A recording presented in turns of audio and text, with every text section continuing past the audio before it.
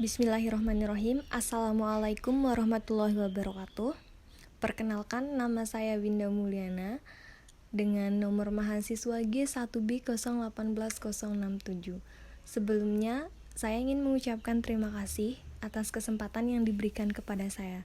Di sini saya akan mempresentasikan proposal penelitian saya yang berjudul Identifikasi Air Tanah dengan Metode Geolistrik Resistivitas Konfigurasi Sekelum Bersih di Desa Bunut Baok, Kabupaten Lombok Tengah. Adapun subbab pada presentasi saya kali ini yaitu pertama, pendahuluan, kedua, tinjauan pustaka, yang ketiga, landasan teori, dan yang terakhir, metodologi penelitian. Latar belakang proposal ini yaitu Dusun Grepek, Desa Bunut Baok, Kabupaten Lombok Tengah merupakan salah satu daerah yang penduduknya mengalami kesulitan dalam memperoleh air pada musim kemarau. Oleh karena itu, di daerah ini perlu dilakukan penelitian dalam upaya pencarian sumber air tanah guna memenuhi kebutuhan masyarakat terhadap air tanah. Adapun tujuan penelitian ini yaitu yang pertama, untuk mengetahui lapisan tanah pada titik daerah penelitian, yang kedua, untuk mengetahui kedalaman posisi air tanah pada daerah penelitian. Manfaat dari penelitian ini adalah dapat memberikan informasi kepada masyarakat di Dusun Grepek, Desa Bunut Baok, Kabupaten Lombok Tengah terkait dengan keberadaan serta kedalaman air tanah di bawah permukaan dan dapat dijadikan sebagai perbandingan untuk penelitian geolistrik lainnya, khususnya air tanah. Adapun batasan masalah pada penelitian ini yaitu tidak membahas jenis batuan yang terkandung di dalam lapisan tanah. Tinjauan pustaka. Pada penelitian yang telah dilakukan oleh Arifin pada tahun 2018 di Kabupaten Sumba Timur yang sering dilanda masalah kekeringan, hasil survei geolistrik menggunakan konfigurasi elektroda sekelum bersih yang dikombinasikan dengan data sumur bor terdekat yang digunakan sebagai pembanding menunjukkan bahwa litologi batuan di lokasi studi terdiri dari lempung, batu gamping berongga, batu gamping masif, dan batu lempung. Batu gamping berongga kemungkinan berperan sebagai aquifer dengan ketebalan berkisar antara 5 sampai 85 meter. Sedangkan lempung, batu gamping masif, dan batu lempung berperan sebagai aquifer. Penelitian kedua dilakukan oleh Darmansyah dan kawan-kawan pada tahun 2020 di Dusun Rojet, Desa Bangket Parak, Kecamatan Pujut, Kabupaten Lombok Tengah, dengan tujuan untuk mengetahui kedalaman air tanah menggunakan metode geolistrik satu dimensi.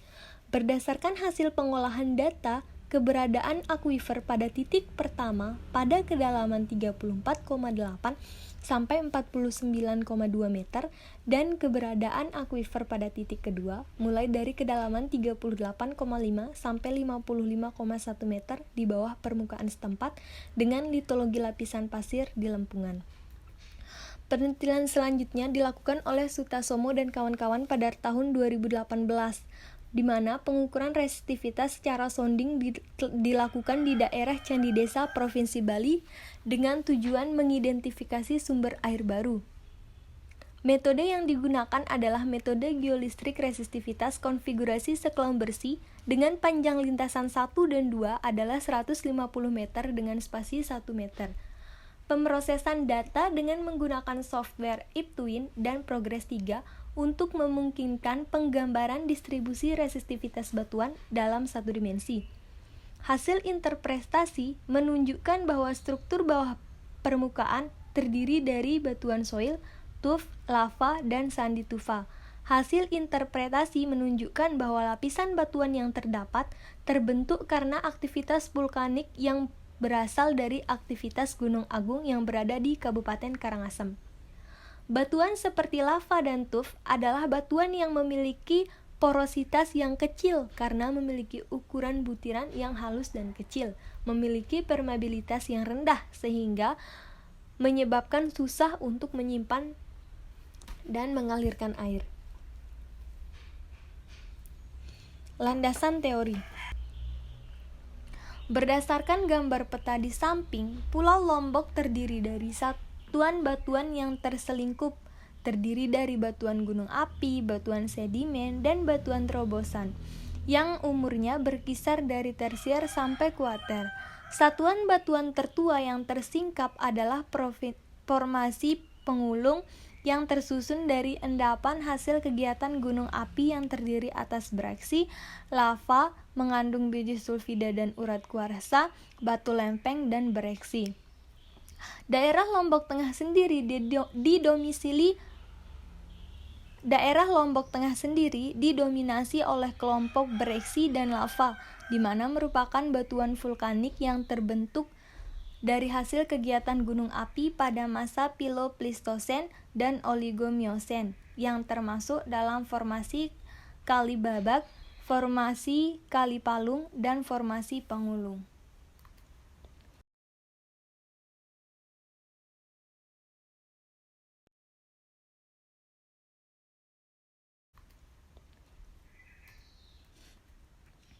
Air bawah tanah.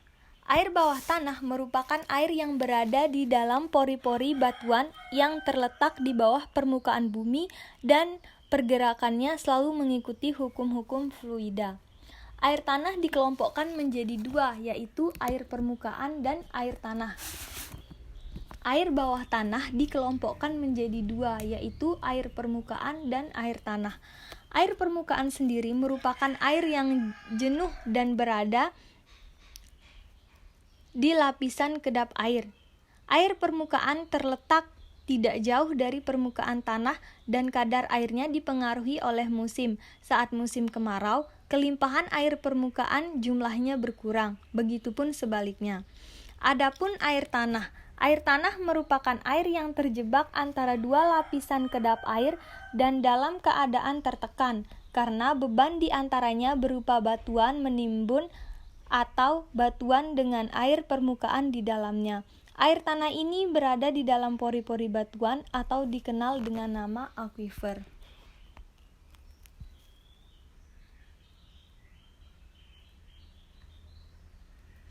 Sifat kelistrikan batuan. Salah satu sifat batuan tersebut adalah resistivitas, yang menunjukkan kemampuan bahan tersebut untuk menghantarkan arus listrik.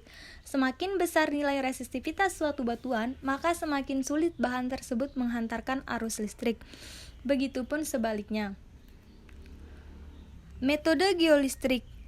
Metode geolistrik merupakan salah satu metode geofisika yang mempelajari tentang sifat aliran listrik di dalam bumi berdasarkan hukum-hukum kelistrikan.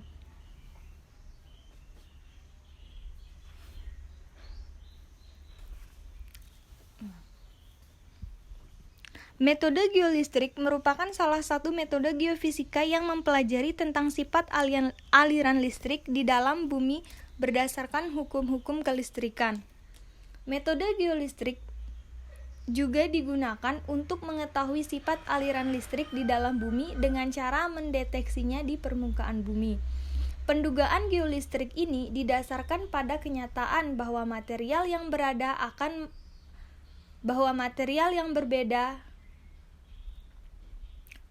Pendugaan geolistrik ini didasarkan pada kenyataan bahwa material yang berbeda akan mempunyai tekanan jenis yang berbeda apabila dialiri aliran listrik. Salah satu metode geolistrik yang sering digunakan dalam pengukuran aliran listrik dan untuk mempelajari keadaan geologi bawah permukaan adalah metode geolistrik resistivitas. Metode geolistrik resistivitas sendiri merupakan salah satu metode geolistrik yang bertujuan untuk mempelajari sifat resistivitas dari suatu lapisan batuan yang berada di bawah permukaan bumi. Metode geolistrik resistivitas ini merupakan dasar dari semua metode geolistrik, karena dari metode ini akan dikembangkan menjadi beberapa metode aktif yang akan digunakan berdasarkan keperluannya.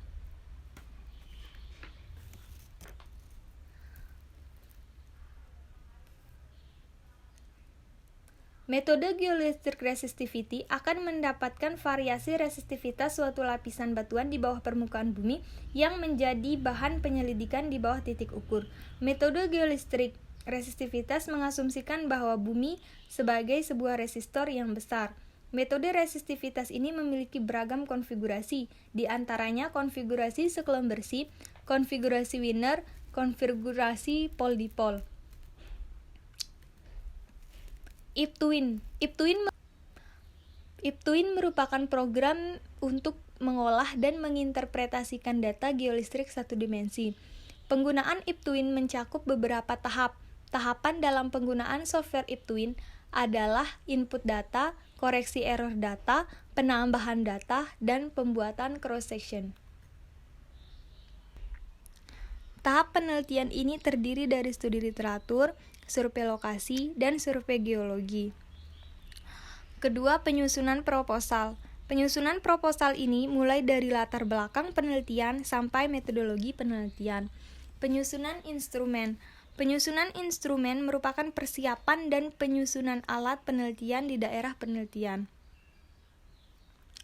Tahap pengumpulan data, kemudian tahap pengolahan data dan analisis dan tahap pengumpulan data, tahap pengolahan data, analisis dan interpretasi data, kemudian menarik kesimpulan.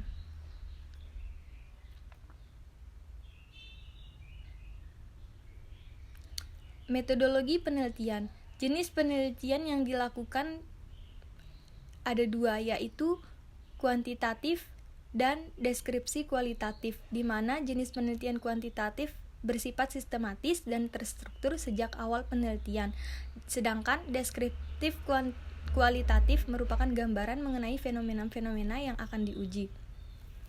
Waktu dan tempat penelitian.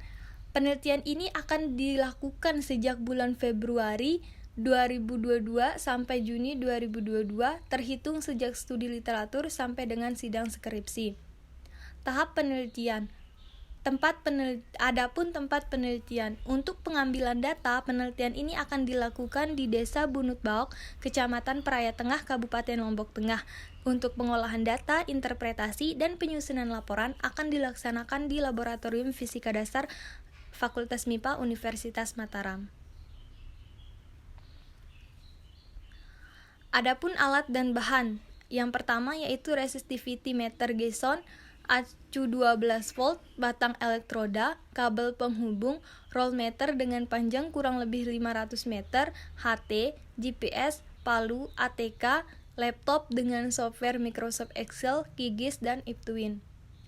Teknik pengumpulan data. Data yang diperoleh merupakan data primer hasil pengambilan data langsung di lapangan. Metode yang digunakan yaitu metode geolistrik resistivitas konfigurasi sekelem bersih. Untuk interpretasi data sendiri, setelah data diolah, kemudian data diinterpretasikan untuk mengetahui lapisan bawah permukaan dan keberadaan akuifer berdasarkan nilai resistivitas tiap lapisannya. Sekian, terima kasih. Assalamualaikum warahmatullahi wabarakatuh.